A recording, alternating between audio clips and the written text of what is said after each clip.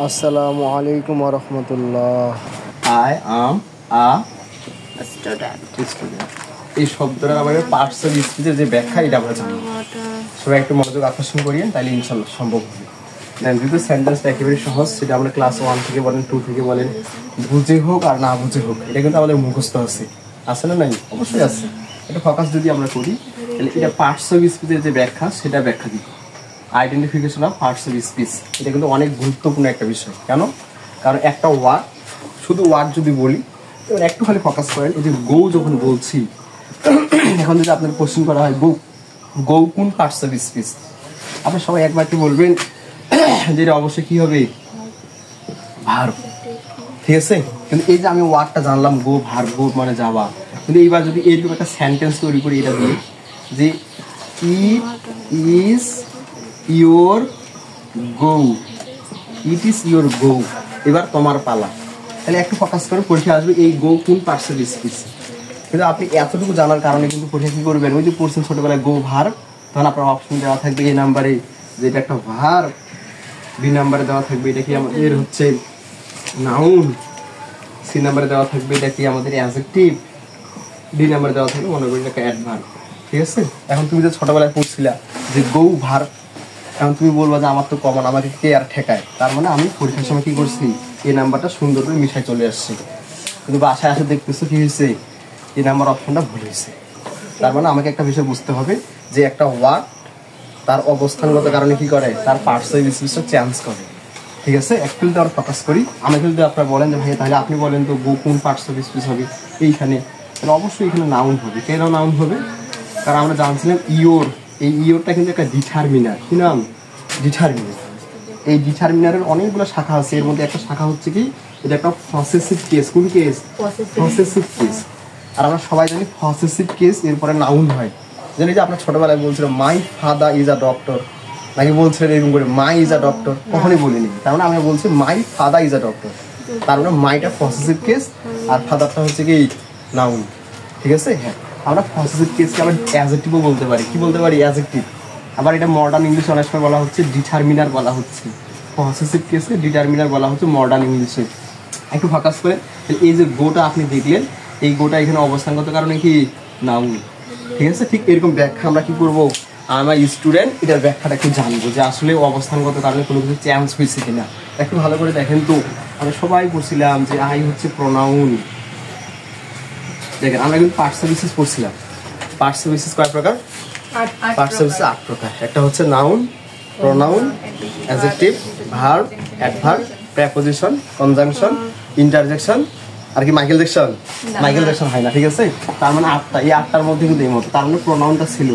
আমরা যারা একবার পার্টস অফ স্পিচ পড়ছি তারা কিন্তু প্রোনাউনের নাম শুনছি। কিন্তু হ্যাঁ, এখানে আমরা অনেকে বসে আছি যে নাউন আসলে কত প্রকার, প্রোনাউন কত প্রকার, অ্যাডজেক্টিভ কত প্রকার, ভার্ব কত প্রকার, এগুলো আমরা অনেকে জানি না। কিন্তু আপনি যদি ভাই আপনার যদি লক্ষ্যটা এরকম হয় যে আমাকে একটা পাবলিক ইউনিভার্সিটিতে চান্স পাইতে হবে, অথবা এমন হইতে পারে যে আমাকে মেডিকেলে কোনো একটা সিট করে নিতে হবে, সেটা মেডিকেল হোক, পাবলিক ইউনিভার্সিটি হোক, অথবা মনে করো যে কোনো কম্পিটিটিভ এক্সাম হোক। ঠিক আছে? ওই বিষয়গুলো যদি টিকতে চান তাহলে আপনাকে অবশ্যই পার্টস অফ স্পিচের এ টু জেড ব্যাখ্যা জানতে হবে।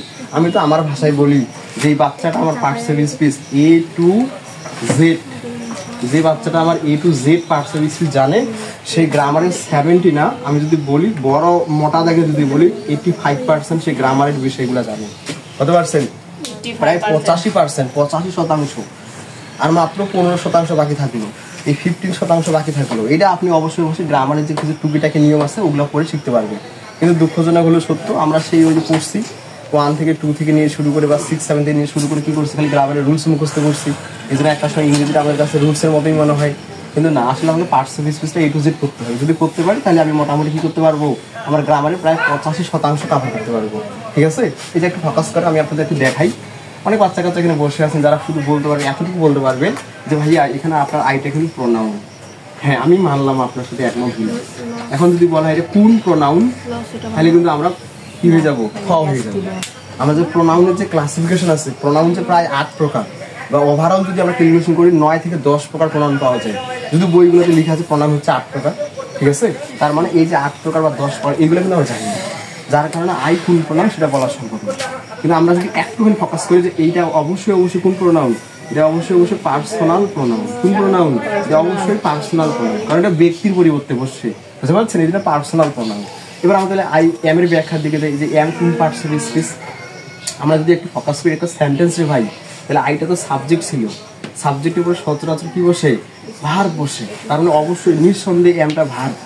এখন যদি বলা হয় যে এম তো ভার্ব, আর ভার্বের মানে হচ্ছে করা, হওয়া, থাকা, মানে এটা হওয়া বোঝাচ্ছে, আমি হই মতে হই, তার মানে অবশ্যই এমটা ভার্ব ছিল। এখন অনেকের কোশ্চেন হচ্ছে এমন, যদি বলা হয় ভাইয়া বলো তো এই ভার্বটা কোন ভার্ব, তো আমরা অনেকে বলতে পারি না, ঠিক আছে? এখানে একটা বিষয় আছে, কেমন জানেন? এখানে বিষয় হচ্ছে এমন যে ভার্বকে আমরা প্রথমত দুই ভাগে ভাগ করতে পারি, একটা ফাইনিট ভার্ব, একটা নন ফাইনিট ভার্ব, ঠিক আছে? এই এমটা অবশ্যই ফাইনিট ভার্ব। কোন ভার্ব? Finite verb. কেন ফাইনিট ভার্ব? কারণ অবশ্যই সাবজেক্টের পরে যেই ভার্ব বসে সেটা ফাইনিট ভার্ব। এটা একটা ওয়ে আর কি, ফাইনিট ভার্ব চেনার উপায়। আমরা যদি এখানে একটু লিখি, FINIT, কেউ ফিনিট বলে, কেউ ফাইনাইট বলে, সমস্যা নেই, ফাইনাইট বললেও হবে। ফাইনাইট ভার্ব, এই ফাইনাইট ভার্ব চেনার কয়েকটা উপায় বলতেছি। এক নাম্বার হচ্ছে সাবজেক্ট এর পর বসে, ঠিক আছে? এটা একটা ওয়ে। দুই নাম্বার ওয়ে কি? দুই নাম্বার ওয়েটা হচ্ছে ঠিক এমন, যে ভার্ব দেখে টেন্স শনাক্ত করা যায়, শনাক্ত করা, ঠিক আছে? একটু ফোকাস করেন, দেখেন। তাহলে আমাদের তো এতটুকু, মানে এই প্রথম যে কৌশলটা ছিল যে সাবজেক্টের পরে যে ভার্ব বসে সেটা ফাইনিট ভার্ব, বা সাবজেক্টের পরে মূলত ফাইনিট ভার্ব বসে, এটা আমি বুঝতে পারলাম। কিন্তু অনেকে আমরা এটা বুঝতে পারবো না। দেখেন, আপনাকে যদি বলা হয় আই আমার স্টুডেন্ট, কোন টেন্স? অনেকে বলে উঠবেন ভাইয়া এটা প্রেজেন্ট কন্টিনিউয়াস টেন্স। কি বলবেন? Present continuous. কেন? ওই যে আমি ছোটবেলায় পড়ছি এম ইজ থাকলে প্রেজেন্ট কন্টিনিউয়াস হয়। কিন্তু এখানে বুঝতে হবে রে ভাই, যে আসলে এম আছে শুধু, ভার্বের সাথে আইএনজি কিন্তু নাই, শুধু এম। তার মানে বুঝতে হবে যে হ্যাঁ, এটা আসলেই আই আমার স্টুডেন্ট, যে প্রেজেন্ট কন্টিনিউয়াস নয়, এটা হচ্ছে প্রেজেন্ট কি বলেন? ইনডিফিনাইট, প্রেজেন্ট ইনডিফিনাইট টেন্স, ঠিক আছে? কেন? যে শুধুমাত্র এখানে এম ছিল, তার মানে এখানে এমটা অক্সিলারি কাজ করেনি, তো মেইন ভার্ব। তার মানে অবশ্যই প্রেজেন্ট ইনডিফিনাইট টেন্স। আমার স্টুডেন্ট কোন টেন্স? Present indefinite tense. তার মানে আমি বুঝতে পারলাম যে হ্যাঁ, অবশ্যই ভার্ব দেখে আমরা শনাক্ত করি কোন টেন্স, তার মানে এটা অবশ্যই ফাইনিট ভার্ব, ঠিক আছে? আরেকটা উপায় বলতেছি, দেখেন নাম্বার 3, সাবজেক্ট এর আগমনের উপর ভিত্তি করে যে ভার্ব এর রূপের পরিবর্তন হয়, রূপের পরিবর্তন। একটা বিষয় ফোকাস করে, 3 নম্বর কৌশল অনেক সুন্দর। সাবজেক্টের আগমনের উপর ভিত্তি করে যে ভার্বের রূপের পরিবর্তন হয়, তাই কি ফাইনিট ভার্ব। একটু ফোকাস করো তো।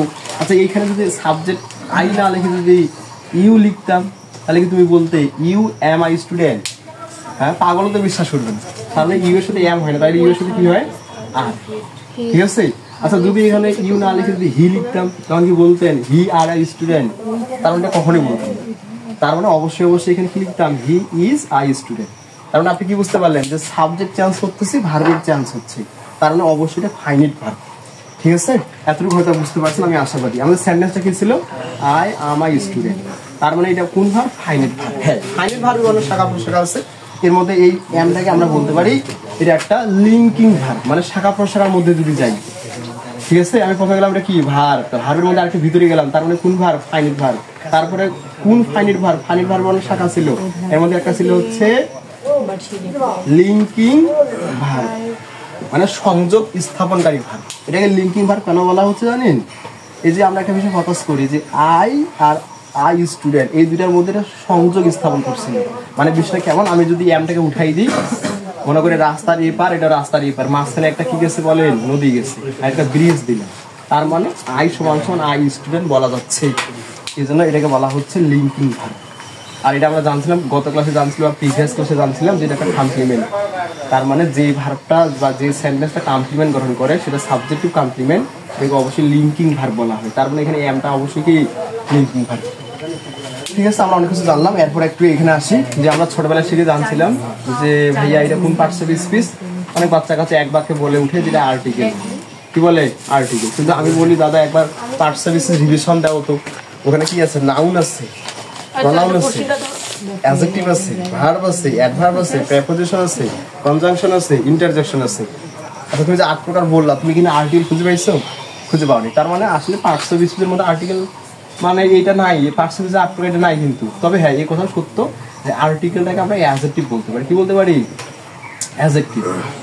ঠিক আছে, কি বলতে পারি? অ্যাডজেক্টিভ। তাহলে এখন একটা বিষয় ফোকাস করে, আইটাকে প্রনাউন বলছেন, কোন প্রনাউন? Personal pronoun. এমটাকে ফাইনাইট ভার্ব বলছেন বা ভার্ব বলছিলাম, তারপর আবার বিস্তারিত বললাম লিঙ্কিং ভার্ব। তাহলে এটাকে যে অ্যাডজেক্টিভ বললাম আপনাকে ঠেকানোর জন্য, কি জন্য আপনার ক্লাস করতেছেন?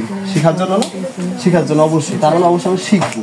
ঠিক আছে, এই অ্যাডজেক্টিভটাকে বলবে এটা কোন অ্যাডজেক্টিভ, কারণ আমাকে বুঝতে হবে অ্যাডজেক্টিভ হলো অনেক ডেমনস্ট্রেটিভ অ্যাডজেক্টিভ। ডেমনস্ট্রেটিভ আমাদের যে অ্যাডজেক্টিভের যে ভাগ, এর মধ্যে এটা হচ্ছে ডেমনস্ট্রেটিভ অ্যাডজেক্টিভের মধ্যে পড়বে। ঠিক আছে, এরপর আমরা একটু স্ক্রিনের দিকে তাকাই। এটা কোন পার্টস অফ স্পিচ? অবশ্যই এটা নাউন। কোন পার্টস অফ স্পিচ? অবশ্যই নাউন। এখন যদি একটু গভীরে নিয়ে যাওয়া হয় যে কোন নাউন? এটা অবশ্যই কমন নাউন। কোন নাউন? অবশ্যই কমন নাউন। কেন কমন নাউন? কারণ এই স্টুডেন্ট বলতে আপনাদের সবাইকে বোঝানো হয়েছে, ইভেন আমিও একজন স্টুডেন্ট, তাহলে আমাকেও বোঝানো হয়েছে। কিন্তু আমাদের নিজস্ব নাম আছে না? নাই, আছে। যেন আপনার নাম আবুল হইতে পারে, বুলবুল হইতে পারে, প্লাস আমার নাম যখন মামুন, তার মানে অবশ্যই এই নামগুলো হচ্ছে প্রপার নাম। আর যেহেতু আমাদের সবাই স্টুডেন্ট, এইটা হচ্ছে আমাদের কি কমন নাম। মানে এক জাতীয় যখন সবাইকে বোঝানো হয় তখন সেটা কমন নাউন হয়। তার মানে স্টুডেন্টটা অবশ্যই কমন নাউন। আশা করি এতটুকু বুঝতে পারছেন। সামনের ক্লাসের জন্য অবশ্যই মানে হচ্ছে অপেক্ষা করবেন, এই আশাবাদ ব্যক্ত করে ক্লাসটা শেষ করলাম। আসসালামু আলাইকুম রহমতুল্লাহ। Thank you everyone. See you in the next.